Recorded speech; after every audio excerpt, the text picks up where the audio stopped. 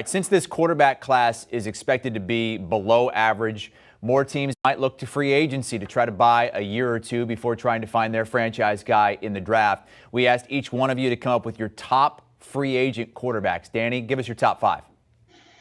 So I think number one is probably the easiest one on here. I think it's Jameis Winston, hands down, because he's still 28 years old, former number one overall pick. We saw what he can do top end. Like, we've seen the ceiling. We just need to make the floor a little bit higher and eliminate some of those mistakes that he was making.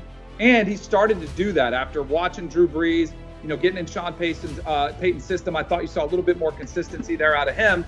And I also think you might be able to get a pretty good deal on him coming off an ACL surgery. So I think Jameis Winston is the top, and it's kind of in a class all by himself because it's not a great free agent class. I had Teddy Bridgewater as another one, a guy who played pretty well for Denver last year. I worry about the top end. Like, his arm strength just isn't quite there, but he's going to manage the game for you. Can handle any system, can come in, be a good leader for the locker room. And then Mitchell Trubisky is a kind of a one I threw in here, and I think Brady put me onto him first. He's 27 years old. He's played a lot of football. He's a 64% completion guy. He's got a pretty solid 2-to-1 touchdown to reception ratio. That's not outstanding in Hall of Fame by any means, but he's still young. And he was thrown into the fire in Chicago. Now he's had some time to sit back, relax, watch Josh Allen, be in another system, kind of take his breath. I think if you were looking to give a guy a second chance, Mitchell Trubisky would be a great quarterback to do that with. Tyrod Taylor, to me, coming at 4, is clearly a bridge quarterback at this stage in his career. And then Marcus Mariota, I think, is another guy good in the locker room, can come in, start a few games for you if you get in a bind, but primarily a backup. You could utilize his legs somewhat, similar to what they did with the Raiders a little bit. But out of all of these, Jameis Winston, I think, is kind of in a class all by himself. So I'm right there with you in regards to Jameis Winston. I've got him number one overall. He is the top free agent draft prospect. This is obviously assuming a guy like Ben Roethlisberger, for example, or Tom Brady, Tom Brady retired. He's not a free agent, still under contract technically. But a guy like Ben Roethlisberger, who is a free agent, but also retired, isn't coming back. So let's get that out of the way. But it is Jameis Winston. It's not necessarily the best free agent quarterback draft class. That being said, I still think Jameis Winston has done a lot in this league so far to prove otherwise. The next group of quarterbacks I've got, and I do have Mitchell Trubisky in there, but I got him at 5, and reason being is this. If you look at this group, whether it's Cam, who's been a league MVP before and gone to a Super Bowl, Teddy Bridgewater, who, as Danny Cannell just talked about, very, very solid. He's not going to hurt you. He's not necessarily going to wow you, but, kind of solid in that regard. And Tyrod Taylor's got a lot of experience, played in many different systems. All those guys could come in, start some games. They'd be serviceable for you. You kind of know what you're going to get from them, at least at this point in time in their career, which is why I've got them ranked where they are. And then I've got lastly is Mitchell Trubisky, where I've got him in top 5, but I think as far as someone after Jameis Winston that you might say, hey, let's kick the tires on this guy. Let's see what he learned from his time, sitting and watching in Buffalo and how much he's improved since then. He might be that second quarterback you actually look at and take. But again, it takes you being in a situation where you're willing to take that risk and you're not drafting a guy necessarily to come right behind him, because then what's the point of signing him in the first place? So that's my top 5. But again, I think it's Jameis Winston. I'm right there with DK. That's number 1 in this class. Brady, how many free agent quarterbacks do you think will start week 1? I would say if you set the over-under at 1/2, I would probably take the under.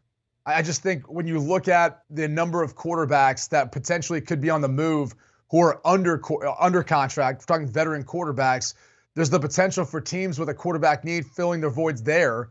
And then in exchange, you're going to see a lot of swapping potentially. For example, if Aaron Rodgers decides to leave Green Bay and go to, Tennessee, you'd have to think that the Packers have Jordan Love sitting there. They just elevate him now to be the starting quarterback. Well, what happens to Ryan Tannehill? If he's potentially on the market to be traded for, he'd go right at the top of this list. Now, granted, he's not going to be a free agent, but he'd be a tradable asset. So you have to think about those sorts of scenarios, and I think you're going to see more, movement this offseason between guys who are under contract, veteran guys who can get it done.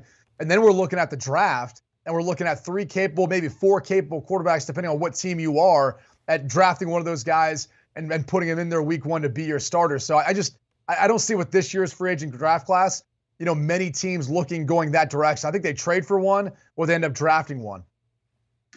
Yeah, I think this is going to be a wild offseason with quarterbacks because, we've got these rumors, quarterbacks that may want out, a guy like Russell Wilson, Aaron Rodgers, rumors circulating. Because with this quarterback draft class, the free agent class being as weak as it is, that's going to make some teams maybe get a little bit desperate and maybe make a big move and try to follow a model that the Rams just won a Super Bowl with, going all in on a Matthew Stafford. That being said, I'm on the over here because I think you'll see. I think Jameis Winston starts somewhere week 1. I think, again, he's in the class by himself. I think he'll command a deal that'll be, all right, you're the starter, you're the guy, here are the keys to the kingdom.